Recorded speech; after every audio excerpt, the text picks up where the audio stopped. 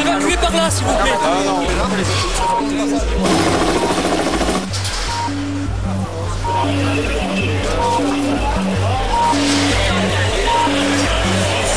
Juillet 1995. C'est la troisième fois en un an que le GIA, groupe islamique armé, frappe la France de façon spectaculaire, cette fois au cœur de Paris. Le premier attentat remonte au 3 août 1994 avec 5 Français tués par balle à Alger. Le 24 décembre de la même année, un Airbus d'Air France est détourné en Algérie avant d'être pris d'assaut à Marseille. En juillet 1995, ce sont les bombes dans le RER, puis en 1996, l'assassinat des moines de Tibérine. Point commun de tous ces attentats, ils sont attribués à un certain Jamel Zitouni, chef du GIA. Mais aujourd'hui, d'anciens officiers des services secrets algériens affirment que derrière le terroriste Zitouni se cachaient en fait des intérêts beaucoup plus importants. Voici l'histoire d'une incroyable manipulation.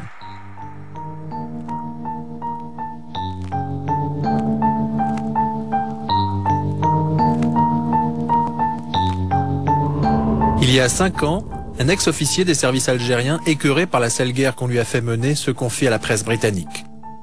Ce qu'il dit est d'abord politique. Il révèle que les militaires algériens, effrayés par la victoire électorale des islamistes en 92, ont mis en place une stratégie radicale pour les empêcher d'accéder au pouvoir.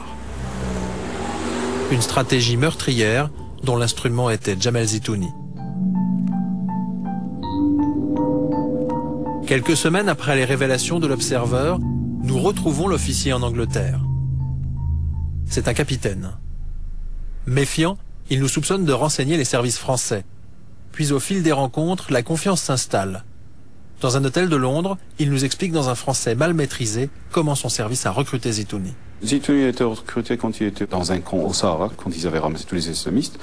Et il a été surpris dans des conditions très gênantes, enfin, avec des mœurs homosexuelles. Le chef de sécurité du centre lui a dit, voilà, soit tu travailles avec nous, soit on balance ça au niveau du centre, au niveau du camp de concentration. Et puis, c'est sûr qu'il aurait été dans de très graves problèmes. Dans un centre, il y a des milliers d'islamistes, entendre parler un truc comme ça, c'est où? Les services secrets algériens auraient donc forcé Zitouni à collaborer avec eux. Et le jeune islamiste n'aurait pas été choisi par hasard. Parmi les islamistes, il y avait des médecins, il y avait des docteurs, il y avait des universitaires. Pourquoi ne pas prendre un universitaire et faire ça? Pourquoi le prendre avec un vendeur de poulet qui a à peine le niveau de 6e ou de 5e? Ben, c'est uniquement pour pouvoir le manipuler, pour pouvoir faire de lui ce qu'on veut. Après l'Observer, Le Monde publie le témoignage d'un autre officier. Il confirme que les services secrets algériens manipulaient Zitouni et qu'ils sont impliqués dans les attentats de Paris. Il nous faudra 1 an et demi pour convaincre cet officier menacé de mort de nous accorder une interview, même à visage masqué. Pour lui, il y a une vraie guérilla islamiste en Algérie, mais elle est parfois manipulée. Celui qui nie l'existence des groupes islamiques ou islamistes, c'est quelqu'un de mauvaise foi, ou quelqu'un qui est très mal renseigné, ou sinon c'est quelqu'un qui est vraiment manipulé. Mais le noyau central, ceux qui étaient dans la région centre et la région ouest, ils étaient dès le départ, infiltrés et manipulés. Zitouni, c'était un agent, ce qu'on appelle le mouton noir. Un agent noir, il est islamiste, réellement convaincu, mais il donne des informations stratégiques au service. Jamel Zitouni, futur chef du groupe islamique armé, aurait donc commencé sa carrière en renseignant les services secrets algériens. À la publication de ces révélations, l'ambassade d'Algérie à Paris monte au créneau. C'est quelque chose de tout à fait fantaisiste et tout à fait farfelu. Et je suis indigné par le fait qu'on utilise de telles méthodes pour porter atteinte à l'intérêt du pays que je représente et aussi, de mon point de vue, à ses intérêts diplomatiques et dans une certaine mesure aux relations entre la France et l'Algérie. Mais derrière les civils, ce sont en fait les militaires qui dirigent l'Algérie. Le patron de l'armée en 1992, c'est le général Nezzar. un homme de l'ombre qui n'avait pas hésité à faire tirer sur la foule lors des émeutes de 1988. Il y a quelques semaines, il passait à Paris pour un procès en diffamation, une occasion exceptionnelle de le rencontrer. Est-ce qu'on peut vous demander, s'il vous plaît, vous demander une interview par écrit pour Canal+, c'est très important. Vous ne souhaitez pas nous répondre? Pourquoi? Sensationnel, non. Je vous dis juste... Ça c'est faux, c'est vous. Respectez maintenant. Gentiment, soyez gentils. Devant notre caméra, un jeune Algérien tente de nous empêcher de poser des questions. Soyez gentils. Laissez-le tranquille. Est-ce que les attentats de Paris, c'est grave? Les attentats de Paris en 95. Oh, c'est les agents là. Ce monsieur, vous dites, qui reste tranquille là. Les journalistes là. Je leur ai parlé gentiment, ils étaient pris, comment ça s'appelle maintenant. Sinon, monsieur le général des armes, excusez-moi. Non, moi je vous parle là. C'est inexplicable. Maintenant que vous sautiez sur quelque chose, un fétu de, une étincelle comme ça, et vous portez des jugements sur les gens, ça je vous l'interdis. Vous savez que l'armée a infiltré les GIA? Je vous l'interdis. En 10 ans de guerre, Nezzar et ses généraux n'ont jamais apprécié qu'on questionne leur méthode. Voici l'organigramme secret des vrais patrons de l'Algérie. À droite, les forces militaires proprement dites. À gauche, les services secrets du DRS, la redoutable sécurité militaire, avec le capitaine Ouguenoun. Au cours de notre enquête, un troisième officier a accepté de nous parler. Longtemps bras droit du patron du contre-espionnage, il a déserté l'armée en 96. À l'époque, ses chefs lui avaient demandé d'organiser en Allemagne l'assassinat de Rabah Kebir, porte-parole du Fils pour l'Europe. L'affaire Zitouni, notre officier connaît, un de ses lieutenants la lui a confirmé en 1994. On m'avait dit, et je connais le lieutenant parce qu'il a été sous mes ordres, il est même, il dit, je comprends pas. Il y a, comment ça s'appelle, Jamel Zitouni, il rôde à la caserne, qu'est-ce qui se passe? Il rôde, donc il est convoqué, il vient, il rôde, donc, il nie normalement comme un officier. Qu'est-ce que ça veut dire ça? Ça veut dire que c'est un agent qui recevait ses instructions de la part de nos chefs. Zitouni circule librement, en effet. En juillet 1994, il est même aperçu au siège des services secrets dans la banlieue d'Alger. Abbas Arwa est universitaire. Il a coordonné l'une des meilleures enquêtes sur le GIA. Selon lui, les services algériens cherchaient à l'époque à renforcer la crédibilité de l'islamiste Zitouni pour le placer ensuite au sommet du GIA. Il fallait d'abord le valider comme un insurgé islamiste aux yeux de l'opposition armée et aux yeux de la population en général. Les médias algériens, contrôlés par le pouvoir militaire, ont tout fait pour gonfler le personnage. Ce qu'on a toujours fait, c'est entretenir une image d'un Zitouni sanguinaire que les médias malheureusement ont amplifié à l'époque. Enfin, quand ça vous aidait? Ça nous aidait en tant que service secret, oui, ça nous aidait en tant que service secret. Le 3 août 1994, 5 Français sont donc tués à Alger. En France, l'émotion est considérable. Les services algériens mettent alors l'attentat sur le dos de Zitouni. Relayé par l'agence France Presse, l'un des seuls médias étrangers autorisés en Algérie, cette version officielle est reprise par tous les journaux télévisés. Dans l'enquête sur l'attentat d'Alger maintenant, la semaine dernière, donc, les services secrets algériens affirment qu'ils ont identifié le responsable du commando de la cité Ain Allah. Il s'agirait du numéro 2 du groupe islamique armé, la faction la plus radicale des intégristes algériens, Valérie Gachet. Jamel Zitouni était-il dans l'une des 2 voitures qui, mercredi dernier, sont entrées par surprise dans la cité d'Ain Allah, près d'Alger? C'est ce qu'affirment aujourd'hui les services de sécurité algériens. C'est vrai que la version officielle, c'est Zitouni, un islamiste pur et dur qui a tué 5 Français. En fait, c'est tout à fait autre que ça, puisque Zitouni était déjà manipulé, recruté par le chef, par un des chefs des services opérationnels de la sécurité militaire, enfin ce qu'on appelait la sécurité militaire, mais c'est en fait la DRS. Ce chef-là s'appelle le colonel Tartak Bachir. Et donc, c'est ce colonel Tartak Bachir qui avait en fait monté toute cette opération de Ain Allah, où des gendarmes ont été tués. Il s'agit désormais de crédibiliser Zitouni sur la scène internationale, de renforcer son image d'islamiste sanguinaire et hostile à la France. Après avoir validé donc sa loyauté islamiste et après en avoir fait un chef médiatiquement, la phase suivante ou l'étape suivante consistait à lui faciliter un coup d'État sur le GIA. L'armée tend donc une embuscade au chef du GIA et à ses principaux lieutenants. Ils sont tous tués, sauf Zitouni. Il est épargné par les militaires. Plutôt content de l'opération, le patron du contre-espionnage algérien la raconte à ses homologues des services secrets français. Témoignage d'un haut fonctionnaire du ministère de la Défense qui préfère garder l'anonymat, mais qui s'en souvient parfaitement. Cette anecdote m'avait quand même frappé. C'est effectivement qu'ils l'ont épargné. Qu'ils l'ont épargné volontairement. Alors que tout avait été conçu, enfin tout avait été fait pour l'embuscade et qu'ils tuaient, enfin tuaient tout le monde si vous voulez, quoi. Et celui-là n'avait pas été tué exprès. Mais moi, quand on m'a raconté ça, ça m'a pas paru surprenant. Qu'on ait épargné un type parce que soit on avait des contacts déjà avec lui, qu'on pensait que bon, après il pourrait prendre la relève, ce qui s'est apparemment passé, ce qui va passer, et qui serait plus accommodant, ça c'est, ça me paraissait dans l'ordre des choses, hein, franchement. Hein.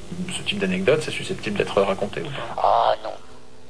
Ah non, ça c'est, ne me citez pas parce que là je suis emmerdé là. Protégé par l'armée, Zitouni va prendre la tête des GIA en octobre 1994. Pour cet ancien numéro 2 de l'ambassade d'Algérie en Libye, les services secrets algériens ont réussi ce jour-là un coup de maître. Avant Zitouni, c'était l'infiltration. À partir de l'arrivée de Zitouni, c'est la même mise totale des généraux sur les GIA. À partir de cette date, le GIA, qui est censé combattre le régime, retourne sa violence contre la population. Les Algériens ne comprennent plus ce qui se passe. Vous ne pouvez pas expliquer pourquoi on tue une religieuse de 95 ans. Vous ne pouvez pas comprendre pourquoi on met dans le goudron un bébé de 4 ans, de 2 ans. Vous ne pouvez pas, en tant que musulman, en tant qu'un être humain, je dirais en tant qu'individu tout simplement, comprendre pourquoi on éventre une femme enceinte. C'est de la barbarie pure. Il n'y a pas autre chose. Il y a pas. C'est pour frapper l'imaginaire. C'est pas autre chose. Donc il y avait une stratégie. Il fallait les gens les frapper dans leurs émotions, il fallait les choquer. Vous voulez le fils, voilà ce qu'ils sont en train de faire. Hein? L'effet escompté, c'était que la population divorce totalement avec l'idéologie islamiste.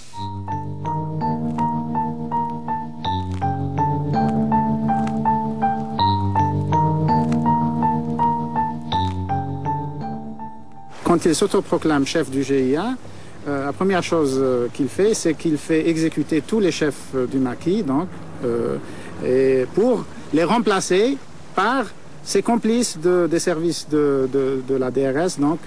Donc il met à la tête des maquis des gens qui lui sont fidèles et qui collaborent avec lui. Après avoir placé ses hommes, Zitouni commence à éliminer les vrais islamistes. Les chefs du fils étant en prison, il se contente de les exclure symboliquement. Mais d'autres dirigeants comme Rabat Kébir, le porte-parole du fils en Europe, ou le cheikh Sahraoui qui dirige la mosquée de la rue Mira à Paris, sont inscrits sur une liste d'opposants à assassiner. Une liste qui n'aurait pas été établie par Zitouni. Lorsqu'il y a eu cette fameuse liste des dirigeants du fils à exécuter à l'étranger et en Algérie, elle était faite à Ben Akloun, dans les locaux de la DRS. Parce que tout simplement, il fallait éliminer ce qu'on appelle, entre guillemets, les intellectuels du fils.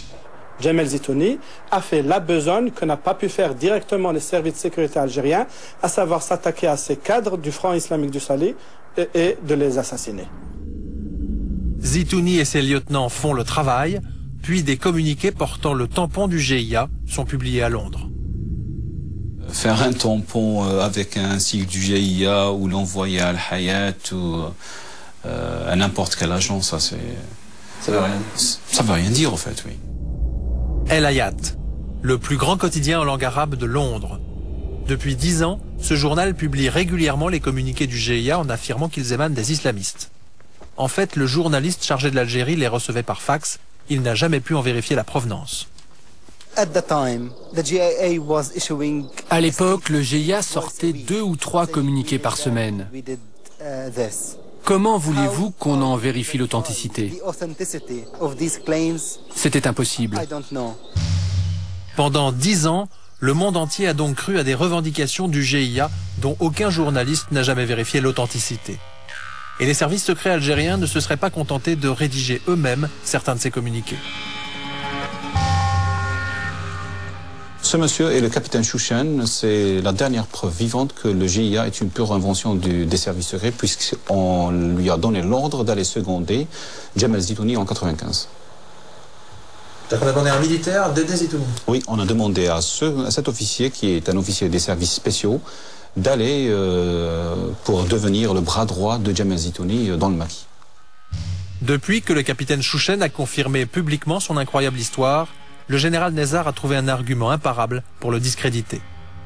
Chouchen est un islamiste convaincu et je le respecte parce que c'est un islamiste convaincu. C'est un officier des forces spéciales algériennes à qui on a demandé, le commandant Abdelrahman a demandé en 95 de devenir le numéro 2 de Jamal Zitouni, à la tête du GIA. Ça c'est faux.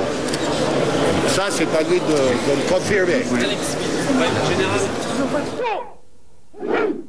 Soldat d'élite, instructeur des forces spéciales de l'armée, le capitaine Chouchen fut longtemps un officier modèle.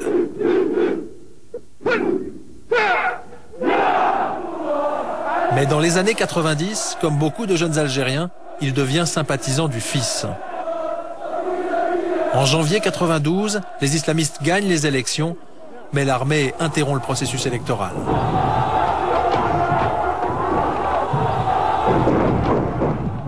Choqué par le coup d'État, le capitaine Chouchen refuse de tirer sur la foule. Il est jeté en prison. 3 ans plus tard, la direction de l'armée vient le chercher dans sa cellule et lui propose une mission très spéciale. Au cours de notre enquête, nous l'avons retrouvé dans le nord de l'Angleterre. Pour la première fois devant une caméra, il a accepté de nous raconter ce qui lui était arrivé. Il m'a amené au centre de torture de Ben Aknoun et là, le général Kamal Abdelrahman est venu me voir et il m'a proposé de travailler avec lui. Le colonel Tartag était avec lui. Premièrement, au début, ils m'ont proposé de liquider les chefs du fils qui avaient pris le maquis. Je leur ai dit que je croyais que vous allez me proposer de liquider Zitouni ou les gens qui ont reconnu les crimes contre les enfants, les femmes et ainsi de suite. Là, Bachir Tartag était énervé, il m'a dit laisse Zitouni tranquille, c'est notre homme et c'est avec lui que tu vas travailler. Le colonel Bachir Tartag et le général Abdelrahman, 2 des plus hauts responsables des services secrets algériens qui ont refusé notre demande d'interview, auraient donc ordonné au capitaine Chouchen d'encadrer Jamal Zitouni. C'est mettre l'un des meilleurs instructeurs de l'armée au service du chef du GIA. Là, je savais que si j'hésite, je ne sortirai pas du bureau. Et c'est pour ça que j'ai dit, bon, je vais essayer de le contacter moi. Je vais essayer de le contacter à ma façon. Ils m'ont dit, non, on va arranger ta rencontre avec lui. Chouchen accepte, il cherche à gagner du temps. Quelques semaines plus tard, l'armée lui fixe effectivement un rendez-vous dans un hôtel d'Alger.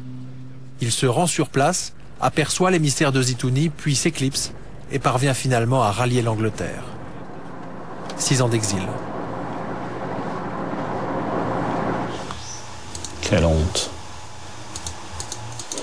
Les vrais terroristes, c'est ceux-là. Voilà, le général Kamal Abdelrahman. C'est lui qui décidait pour la majorité de ce qu'il fallait faire avec Jamal Zitouni. Et les généraux vont bientôt confier à Zitouni une nouvelle mission, frapper l'Europe. Fin 94, le régime est de plus en plus contesté sur la scène internationale. À Rome, des opposants algériens convoquent une conférence de presse. Du FLN au Front islamique du salut, tous les partis envisagent un processus de paix prévoyant le retour à la démocratie et le départ des militaires. Le monde entier comprend alors que l'Algérie peut fonctionner sans que l'armée soit au pouvoir. Les généraux s'inquiètent. Ils ont bâti leur combat sur la lutte contre les intégristes, sur la lutte contre les islamistes. Mais une fois que les islamistes sont acceptés par la société démocratique, donc tout ce qu'ils ont construit tombe comme un château de cartes. Ces gens-là, à chaque grande occasion, il faut que des attentats, le terrorisme ressurgissent pour crédibiliser leur théorie, leur discours.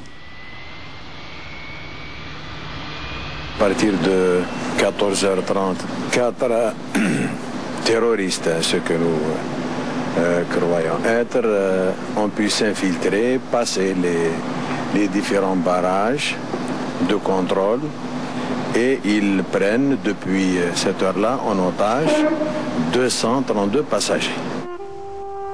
Nous sommes un mois seulement après la réunion des opposants algériens à Rome. Les hommes de Djamel Zitouni viennent de prendre en otage un Airbus d'Air France. Ce jour-là, les services de sécurité de l'aéroport n'ont pas fait leur travail. Certains bagages n'ont pas été fouillés et 63 passagers sont montés dans l'avion sans que leur billet ne soit contrôlé, une négligence impensable dans un pays soumis à une guerre terroriste. Pendant ce temps, les hommes de Zitouni introduisent tranquillement dans l'Airbus des armes et des explosifs. Il était impensable de faire passer une arme, même une arme de poing, au niveau de l'arbre. Or, ces gens-là se sont passés avec... Ils avaient même des explosifs, ça. C'est louche. Est-ce que les terroristes revendiquent d'une organisation Ce sont des terroristes. Islamistes, vous voulez dire? Ce sont des terroristes. À Paris, on commence à s'interroger sur l'attitude des autorités algériennes. Après l'assassinat de 2 passagers, Édouard Balladur propose que des gendarmes français interviennent. Alger refuse. Au bout d'une trentaine d'heures d'angoisse, les preneurs d'otages abattent un 3e passager d'une balle dans la tête. Il a 23 ans, il est cuisinier à l'ambassade de France. Le Premier ministre Édouard Balladur téléphone alors au président Zeroual. J'ai dit notamment au président Zeroual que je le tenais pour responsable de la vie des Français qui étaient dans cet avion. Et que faute de quoi, je prendrais l'opinion et la communauté internationale à témoin du comportement du gouvernement algérien et qui aurait empêché la France de sauvegarder la vie de ses ressortissants. Ça a été assez difficile et peu diplomatique comme conversation. Après ce coup de téléphone, l'Airbus décolle enfin pour Marseille. Le GIGN intervient.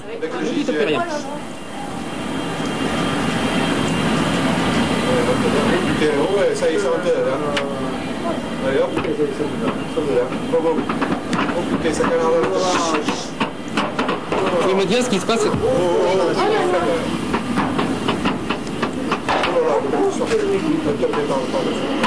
Non, ça va. 8 ans après ce détournement, l'Algérie n'a toujours pas répondu aux questions du juge antiterroriste Jean-Louis Bruguière sur les circonstances exactes de l'affaire. Pour la veuve du jeune cuisinier abattu, ce silence est difficile à comprendre. Je ne vois pas l'intérêt du gouvernement algérien de faire obstruction à la justice.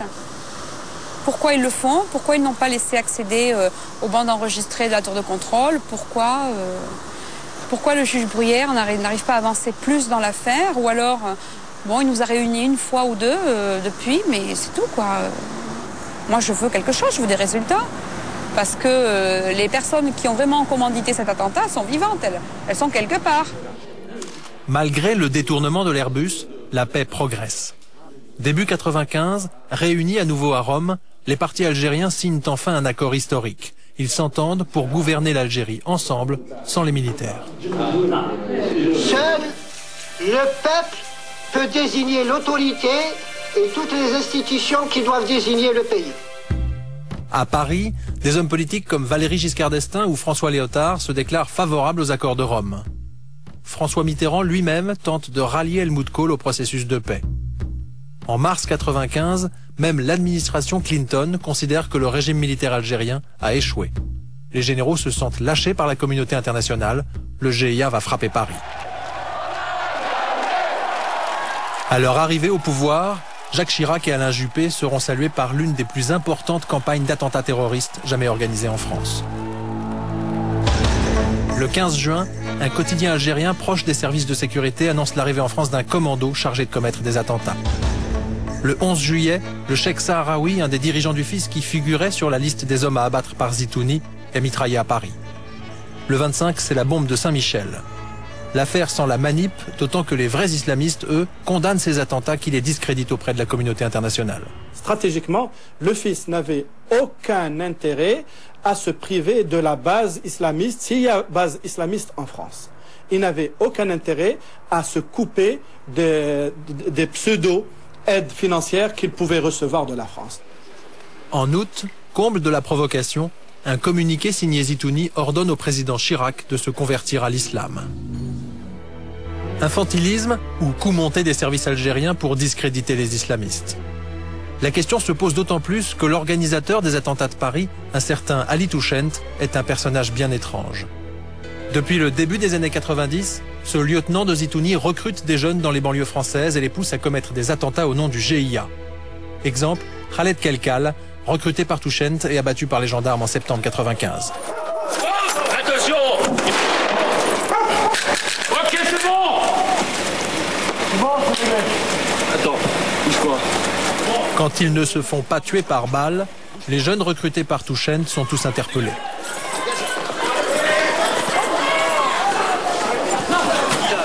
Les arrestations sont spectaculaires, mais quand les policiers interrogent les jeunes, ils sont souvent déçus. Confidence d'un policier des renseignements généraux qui était en fonction au moment des attentats de Paris. Il a été mis sur la touche après avoir dénoncé des dysfonctionnements dans son service.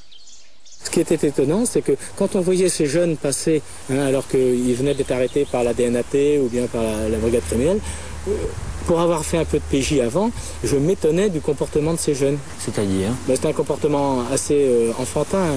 On n'aurait jamais cru que c'était des gens vraiment qui faisaient partie d'un réseau dur du GIA. Je pense qu'au sein du GIA, il y a certainement des gens plus durs. Ces gens plus durs, c'est notamment Ali Touchent, mais il n'est jamais inquiété par la police. En 93, lors de l'opération Chrysanthème, puis en 94 en Belgique et enfin en 95, après les attentats de Paris, les réseaux montés par Touchent tombent les uns après les autres, mais lui échappe aux arrestations, systématiquement. Quelqu'un qui, une fois, deux fois, trois fois, parvient à passer au travers des mailles du filet, soit il est extrêmement habile, soit il est prévenu avant. Et il est prévenu avant par des gens qui savent qu'il y a des interpellations qui vont avoir lieu, qu'il y a des opérations de police et des opérations de justice qui sont montées. Et pour réussir à échapper trois fois, il faut peut-être être prévenu avant. Lors du procès des attentats de Paris en octobre, Jean-François Clerc, numéro 2 de la DST, a dû venir démentir que ses services aient pu entretenir des contacts avec Ali Touchent. Mais pour beaucoup de spécialistes du terrorisme, Touchent était au minimum un agent secret algérien. C'est fatalement un agent. En France, on a connu aussi des agents comme ça, qui faisaient partie de réseaux d'ailleurs, et puis qui sont toujours sortis, c'est-à-dire qu'ils ont remonté un autre réseau après. Donc pour moi, c'est un agent.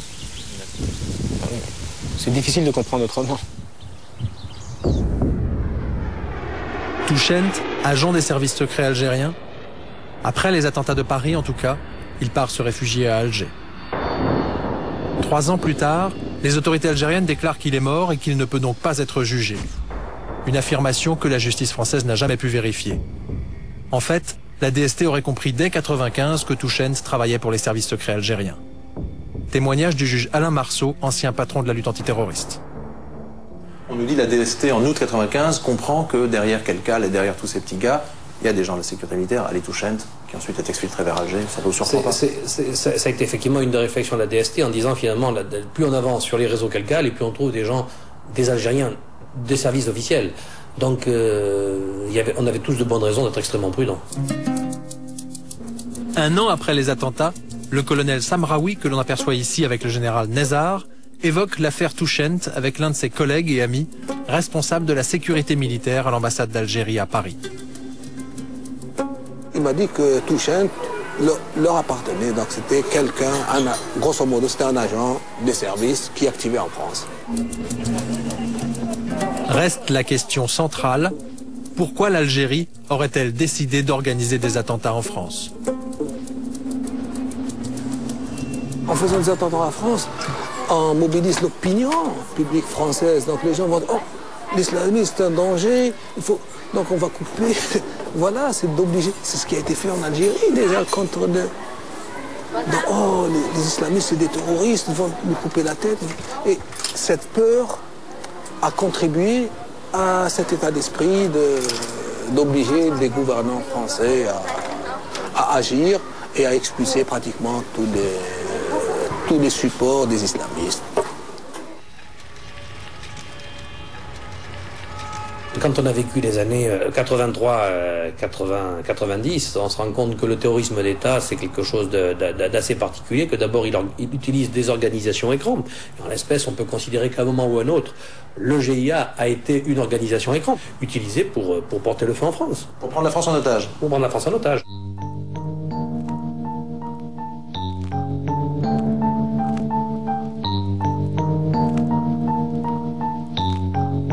Les attentats de Paris n'auraient donc pas été du terrorisme aveugle, mais des messages envoyés par l'Algérie à la France. En 1995, le gouvernement Juppé comprend-il que notre pays est probablement victime d'un terrorisme d'État? Le bilan s'élève à 24 blessés. D'après notre enquête, la DST en avait averti Jean-Louis Debré, alors ministre de l'Intérieur, dès le mois d'août, soit 1 mois après la bombe de Saint-Michel. Je sais qu'un certain nombre de fonctionnaires de la DST ont eu l'occasion de faire connaître au gouvernement leurs doutes sur l'origine exacte des attentats. Et donc il ne fallait pas être manichéen en disant il y a les bons Algériens qui gouvernent et les mauvais qui commettent des attentats en France. C'était plus compliqué. Le 15 septembre 1995, Jean-Louis Debré invite des journalistes à déjeuner au ministère de l'Intérieur. Très rapidement, il se met à parler des attentats. Il a manifestement un message à faire passer. Il nous a donc dit une chose qui a surpris en tout cas un certain nombre d'entre nous, et notamment qu'il avait des doutes sur la responsabilité des auteurs des attentats et qui se demandait si éventuellement une manipulation des autorités algériennes, de la police algérienne, était possible. Ça m'a semblé être une information de première importance, en tout cas une information nouvelle. Le lendemain, à la une du Monde, les propos de Jean-Louis Debré, selon lesquels la sécurité militaire algérienne voulait que l'on parte sur de fausses pistes pour qu'on élimine des gens qui les gênent, vont provoquer la colère d'Alger. Le ministre de l'Intérieur va alors faire semblant de ne pas avoir dit ce qu'il a dit. Dans son entourage, on dément formellement l'existence de l'interview et on se réserve d'examiner toutes les suites judiciaires que mérite cette affaire. Mais quelque temps plus tard, Debré confirme ses propos à un journaliste préparant un livre sur Chirac. Dans une rencontre avec lui quelques semaines plus tard, il m'avoue qu'il l'a fait sciemment. Quel est son but? Son but, c'est envoyer un signal au régime algérien. On n'a pas la preuve qu'il y ait eu orchestration, manipulation des attentats de Paris. Officiellement, on attribue ça aux islamistes, mais il y a des doutes, un peu partout, dans toutes les sphères du pouvoir. Et donc, on ne va pas balancer une bombe atomique sur Alger, mais on fait passer des messages par des canaux discrets, par les services, et là, officiellement, par la presse. Par la presse.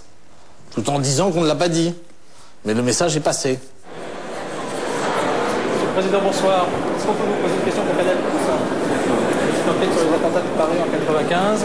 Vous avez déclaré à l'époque que la sécurité militaire voulait emmener les services français sur de fausses pistes. Est-ce que vous en souvenez? On ne peut pas parler des attentats de Paris, monsieur Debré?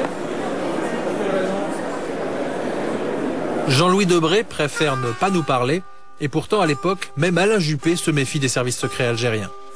Selon le Canard enchaîné, il aurait ordonné aux enquêteurs français de limiter à l'extrême, voire de cesser tout contact avec les services algériens de renseignement. À l'époque, notre policier des renseignements généraux apprend qu'un Algérien qui informe un de ses collègues semble bien au courant des attentats qui vont avoir lieu. Cet Algérien, avant chaque attentat, appelait le collègue DRG pour lui dire qu'il allait se passer quelque chose. Et donc, même dans le bureau de ce collègue, on trouvait ça à la fin particulier, parce que quand on a reçu un coup de téléphone de cet individu, il se disait même que ça allait péter. Vous voyez? Et alors là, évidemment, avec mon camarade, on se regardait en disant, mais c'est quand même étonnant. J'ai compris par la suite que, évidemment, cet individu qui était venu tamponner l'officier français au 5e étage des renseignements généraux était un officier algérien. Ça, c'est clair, puisque pour moi, il avait la méthodologie, hein, et puis il avait la volonté, donc ça ne pouvait être que ça. On pouvait pas, il n'a jamais été arrêté, c'est un individu qui n'a jamais été arrêté, qui n'a jamais été ennuyé, on n'en a jamais parlé, donc c'est fatalement un type qui était couvert par notre hiérarchie, et donc il faisait partie de l'entente entre les services algériens et nous-mêmes. Un officier algérien aurait donc prévenu Paris la veille de chaque attentat. À peine croyable, ce scénario ne surprend pas le juge Marceau. Ça ne sert à rien de commettre des attentats si vous ne faites pas passer le message et si vous n'arrivez pas à contraindre la victime à céder. Donc après, se met en place une diplomatie plus ou moins parallèle. Il faut bien faire comprendre d'où vient la menace et comment on peut y mettre fin en contrepartie de certains avantages. Le régime algérien se serait donc servi du terrorisme pour forcer la France à le soutenir, et l'affaire serait un secret de polichinelle. Maintenant, une chose, allez voir vos services, ils connaissent très bien le problème, je m'excuse. Vous voulez dire que les services secrets français sont au courant? Doivent être sûrement au courant, oui. C'est ce qui se confirme dans notre enquête, effectivement. Allez-y les voir et confirmez, condamnez-nous. Et le général Nezzar n'est pas le seul à dire que Paris savait. Quelque temps après les attentats, l'ancien Premier ministre algérien Abdelhamid Brahimi, que l'on aperçoit ici à l'époque où il était au pouvoir, recueille les confidences d'un proche du président Jacques Chirac. Il m'a dit en 1995, après que Zeroual était élu président algérien, en novembre 1995, le président Chirac lui avait un message, en particulier sur 2 points. 1. Lui dit que nous n'accepterons jamais à l'avenir que la sécurité militaire organise des attentats comme ils l'ont fait en 1995. Alors je dis, bon, vous savez, pourquoi vous ne le dites pas ça? Ça c'est une autre histoire. Donc, les autorités françaises savent que c'est la sécurité militaire qui a fait ces attentats. Là, on vous sent très vigoureux. Après 1995, en tout cas, plus aucun responsable politique français ne prendra le risque de critiquer le pouvoir algérien. Même Lionel Jospin, pourtant peu favorable au régime des généraux, se retrouve coincé une fois devenu Premier ministre. Dans le cas de l'Algérie, la très grande difficulté, c'est que nous ne savons pas comprendre ce qui se passe véritablement en Algérie. Nous sommes contre une opposition fanatique et violente qui lutte contre un pouvoir qui lui-même utilise d'une certaine façon la violence et la force de l'État. Alors nous sommes obligés d'être effectivement assez prudents. Je dois aussi penser quand même aux Français. Nous avons déjà été frappés et je dois veiller à ces questions. Je suis pour que nous prenions nos responsabilités, mais en pensant que la population française doit aussi être préservée. C'est lourd de dire cela, mais vous comprendrez aussi pourquoi il est de ma responsabilité de le dire. Ça veut dire que les politiques français ne peuvent pas dire ce qu'ils ont à dire sur le pouvoir algérien parce qu'ils ont peur des bombes. C'est ce que j'ai compris et ce que tous les observateurs ont compris. Quand Zitouni est tué dans le maquis en juillet 1996, il a rempli sa mission. Forcer la France à soutenir le régime, assassiner une bonne partie des intellectuels islamistes et terroriser la population algérienne. Aujourd'hui, les massacres de civils continuent et la plupart des généraux sont toujours au pouvoir. Ils ont besoin de la violence pour gérer l'Algérie. Un minimum de violence, comme ça les Algériens ils pensent à une seule chose, leur vie et leur sécurité. On ne demande pas où elle est partie la recette du pétrole, ni ce qu'on fait avec l'argent des Algériens, ni quoi que ce soit. C'est un pays qui fait 2 millions de kilomètres carrés. Qu'est-ce qu'ils ont fait de plus par rapport à ce qu'elle a fait la France? Est-ce qu'ils ont construit une ville nouvelle? Il n'y en a pas. Est-ce qu'ils ont construit des routes, des autoroutes? Il n'y en a pas. Mais on ne se révolte pas parce que c'est dangereux. C'est très dangereux. Qui soutient ces gens-là? À part la France. La France est leur principal soutien. Je ne dis pas la France, mais certains services français, certains services spéciaux français, certaines sphères politiques françaises, bien connues, aident ces gens-là. Et la vente de matériel militaire, c'est une aide supplémentaire pour permettre la survie de ces gens-là, de ces généraux-là. Ce régime, que la France soutient depuis 1992 pour des raisons commerciales, stratégiques ou par peur du terrorisme, a aujourd'hui du plomb dans l'aile. Depuis les massacres de 1997, beaucoup d'Algériens ont compris que le GIA avait souvent servi de couverture aux services secrets pour commettre massacres et attentats. Le gouvernement français, lui, fait comme s'il n'avait rien vu. En 2003, notre pays célébrera l'année de l'Algérie en France.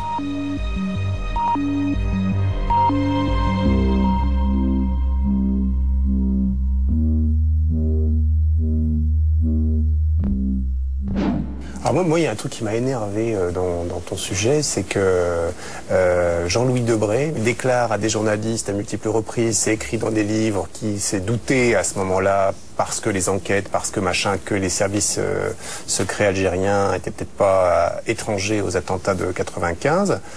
Et là, c'est le no comment absolu. Enfin, on te voit dans le film, tu vas le voir, et il répond rien. Mais enfin, comment on peut ne pas répondre à des questions d'enjeux pareils? Je sais pas si t'as pas énervé sur le coup. Non, mais c'est d'autant plus énervant que moi je lui ai envoyé des lettres, une demande d'interview par écrit pendant 2 mois, quoi. Et il m'a jamais pris au téléphone. Il fait répondre par ses services qu'il veut pas répondre. C'est un truc inimaginable dans un pays anglo-saxon, quoi. Inimaginable. Inimaginable aux États-Unis, inimaginable en Angleterre. T'es obligé quand même, t'as occupé une fonction, t'es obligé de répondre au public, c'est pas possible. Tu peux pas laisser entendre à la population que les services secrets algériens ont foutu des bombes à Paris et ne rien faire. Comme ils n'ont pas envie de faire quelque chose, ils font semblant qu'ils n'ont pas vu, quoi. Cette émission est terminée. Prochain 90 minutes dans un mois, le 2 décembre prochain en deuxième partie de soirée. Nous vous proposerons 2 enquêtes.